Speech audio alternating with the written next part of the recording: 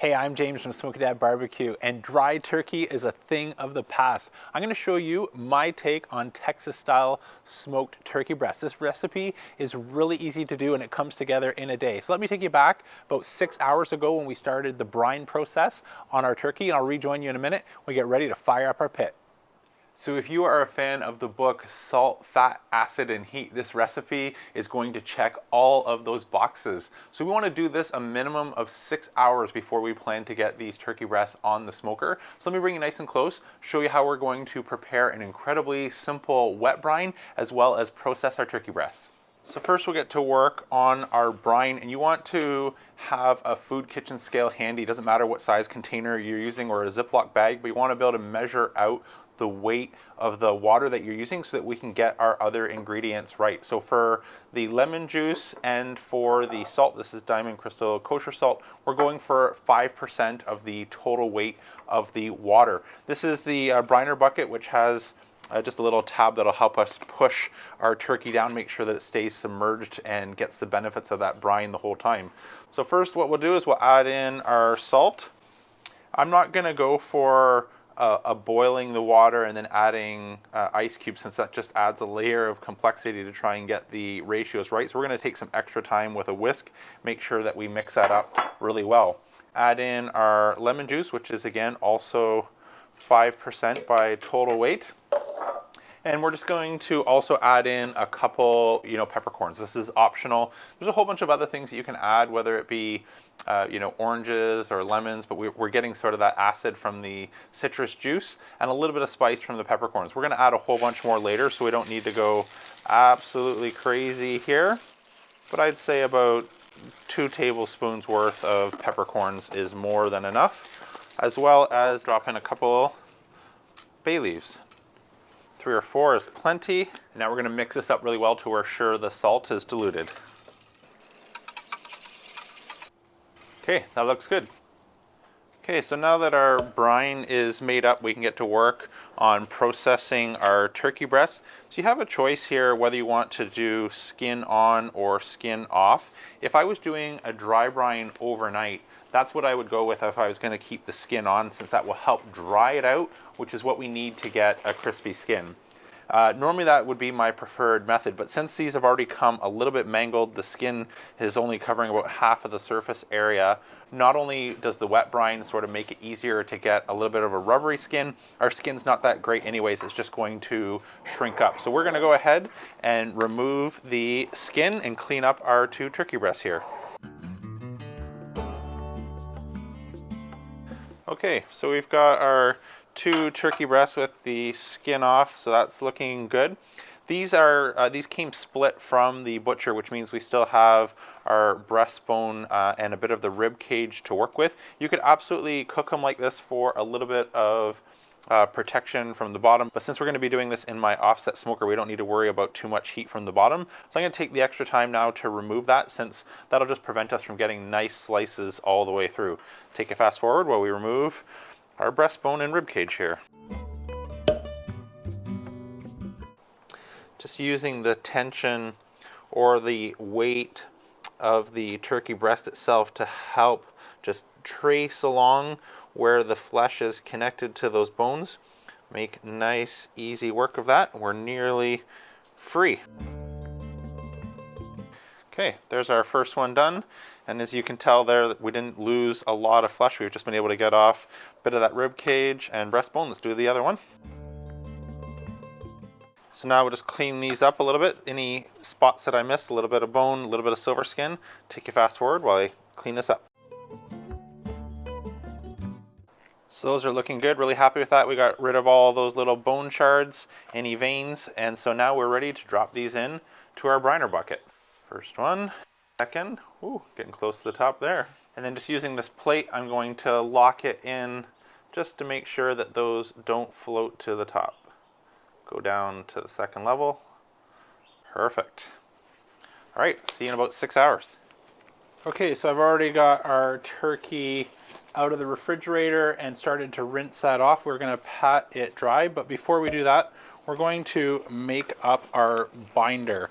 And just hear me out on this one, because I promise you will not taste some of the ingredients you see laid out here. But this is very similar to the sear sauce recipe that I like to do on steak, and you do not taste mayonnaise. But we're going to add some fat as a binder. So I'm just going to get some mayo. You want to use real mayo here, not the synthetic stuff. We don't need too much, just enough that we'll be able to slather some of this mixture on the outside of our turkey. Add a little bit of fat. Get some red wine vinegar. If you're measuring this, it's about half of a tablespoon. A little bit of garlic powder. Again, also about half of a tablespoon. And then we'll go for some fresh cracked black pepper. Perfect. And a little bit of Malden's smoked sea salt. Not adding too much in there since we've already had this in a brine. For our rub, since our turkey breast has been sitting in that salt bath for about 6 hours, we've got a little bit of salt here in our binder. I've just made up some additional garlic powder, paprika, and a little bit more, I had some ground up, some more fresh cracked black pepper.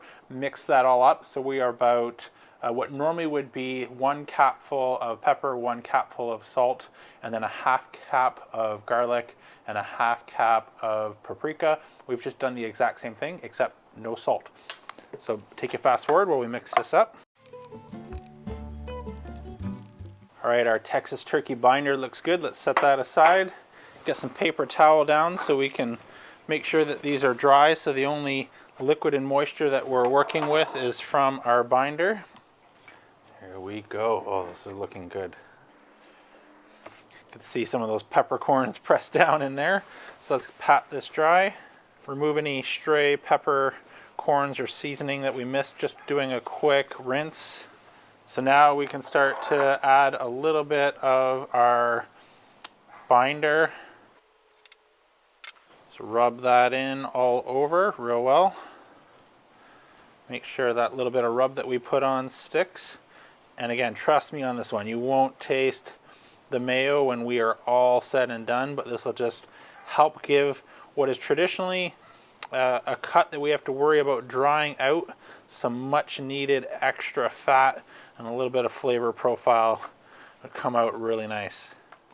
Okay, now that we've got our binder on, we can add our rub. So just using a clean hand, get our rub here. I'm going to start on what will be on the smoker face down, and we're going to finish what would have been skin side face up. So we do this first so that we can make our presentation side look lovely. Give these a flip.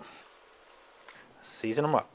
One of the things that I love about Texas turkey is you season it very similar to the type of seasoning profile that we would go with if we were doing a brisket. And these kind of look like 2 little tri-tips, so not far off. I think we are ready to get these on. Meet you over by the offset. Okay, we're about ready to get these on the smoker. We're going to be running right at 275 degrees Fahrenheit. Now I'm doing this, everything down to the Texas post oak on my offset smoker because I have one, but if you happen to be following along and you're using something like a Kamado Joe, green egg, a kettle, an acorn, or anything in between, you can still absolutely pull this recipe off. I just happen to have the tools at my disposal to go as authentic as possible, which is why I'm going for my stick burner to turn out what will be as close to menu item number 4 at almost every Texas barbecue joint, which is that smoked turkey breast. So if you were following along using a Kamado Joe, I would go with my double indirect method. Since we're going to be running at 275 degrees, you want to encourage clean burning smoke, which is the challenge in a Kamado style grill where they're so energy efficient. We want that to work a little bit harder, but not increase our ambient air temperatures past that 275 degrees, nor do we want the risk of overdoing the bottom. So to help make sure that I've got my Smoke North Carlisle Offset running right where I want, I've gone from the ignition phase where I had the draft door open, letting more air in, and my smokestack all the way open, to starting to dial that down to about 60% open. So we get nice, consistent temperature. That'll just help make sure that we fill the chamber with even pressure of that smoke, and it's circulating around and giving us the maximum benefit of what we can achieve on a Smoke North Offset. I added a water pan right when I was firing up, so that'll give us a little bit of extra humidity. So I'm just going to go in behind that and go right about the middle with both of our turkey breasts. Looks good. Let's close that up. Let those smoke. We'll check on these in about 2 hours. Okay, we're about 1 hour into our 2-hour smoke session before we're going to wrap these. This is the perfect time to fill you in on the game plan and the secret ingredient.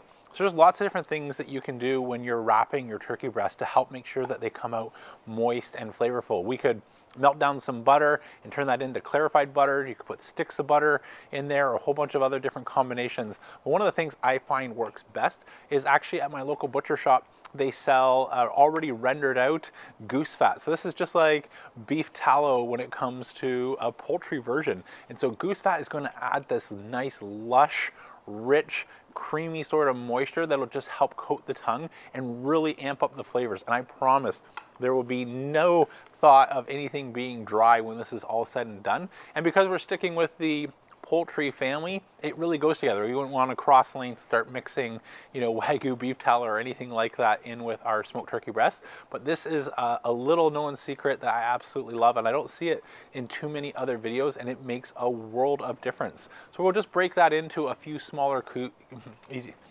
So we'll just break that into a few smaller cubes, lay that in our foil. Then we're going to put the sort of what would have been the skin side down and wrap that tightly up in foil and get it back on our smoker. So you're looking for about 2 hours or about 140 degrees internal temperature, knowing we'll gain about 20 degrees Fahrenheit in that last hour or so that it's wrapped. After that, we'll just let it rest for 20 minutes and we'll be ready for our taste test. Before then, let's go take a look at our fire, see how we're doing, and I'll also share how we're going to infuse just a hint of holiday smoke in our Texas-style turkey breast. Okay, see our fire is starting to need another stick, so let's move this towards the back. And the advantage of preheating, easy for me to say, the advantage of preheating our splits like this is it will take next to no effort whatsoever. As soon as we lay that onto the coal bed, you can see it combusts and bursts into nice clean flames. So I'll just replace this with a fresh one that'll also start to dehydrate to make sure that we keep rolling the smoke. Speaking of smoke, we didn't include any aromatics in our brine, but I like to, since Thanksgiving's right around the corner, get something like rosemary, sage, thyme, and actually throw a couple sprigs of this right into our fire. This will impart that amazing sort of fresh aromatic smell that we're looking for without burning. If we were to put the rosemary, on our turkey, you run the risk of it sort of getting charred and not tasting great. But when you actually burn the sprigs right in our firebox, we get that sort of really fresh, wonderful aroma, and a bit of that taste makes its way right into our turkey breast. That's what I'm going to do. I'm going to throw one right in the fire over there, one into the coals. Actually got another one here. Throw that into the coals, and we'll let that impart some awesome Thanksgiving flavors into our Texas-style turkey breast. Close that up. Keep smoking. All right, welcome back. Our turkey breast has now rested for 20 minutes, which is a really important part. I know we want to get right in and dive in for our taste test, but that rest is going to be worth its weight in gold. So let's get this out. I'm going to be careful not to spill, so you can see any of that tallow that's collected down in our foil pouch. If we need to save some of that for drizzling back over top, we can hold on to that. So let me just make a little bit of a boat so that doesn't fall out. Okay, so let's slice into these, see how they look. I can already tell as I'm slicing along. Just look at that. That is so incredibly juicy. Juicy all the way through. It's exactly what we want. Let's dive in, grab a piece here for our taste test. Okay, now for the best part, let's dive in for our taste test. Go right here in the middle, get a piece. You can see we've got nice smoke ring on that, still letting off some steam. Maybe make that a little bit smaller. See how we did.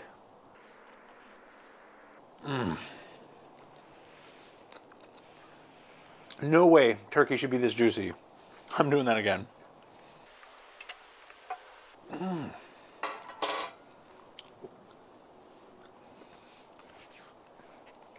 This is lights out. The only regret I have is I got a little carried away with adding some of that extra fat that I ended up washing away, a little bit of that bark that we worked so hard to build. But having done this other times, The answer here is just to dial back that tallow a little bit, since it was sitting in too much of a pool. I could tell once I opened it out, I opened up those foil packs and we were sitting in a little bit of a pool that I had gotten a little bit excited and carried away, and I should have just stuck to a couple smaller cubes. Otherwise though, taste wise and smoke, this is on the money. It does not get any better than that. This is incredibly juicy and flavorful, and all those little subtle things that we did have just come together to make an amazing smoked turkey. I hope you give this a try. If you're not a fan of turkey breast and say it's always dry, a little bit of this is like comparing it to a brisket flat. You can absolutely turn it out, but sometimes when you're cooking the entire brisket, people struggle with overdoing the point or the flat and trying to get both to land at the same time. Similarly, when we get to poultry, instead of trying to cook a whole turkey, sometimes zeroing in on the part that is often the most difficult to get right. Our version of the brisket flat here is the turkey breast, since that's often an area that we can overdo. This isn't a game changer. I think it'll convince you to absolutely be a fan of turkey from here on out. That's it for today though. I'm James from Smoke North Barbecue signing off. Remember, don't be afraid to fire it up. Yes, please.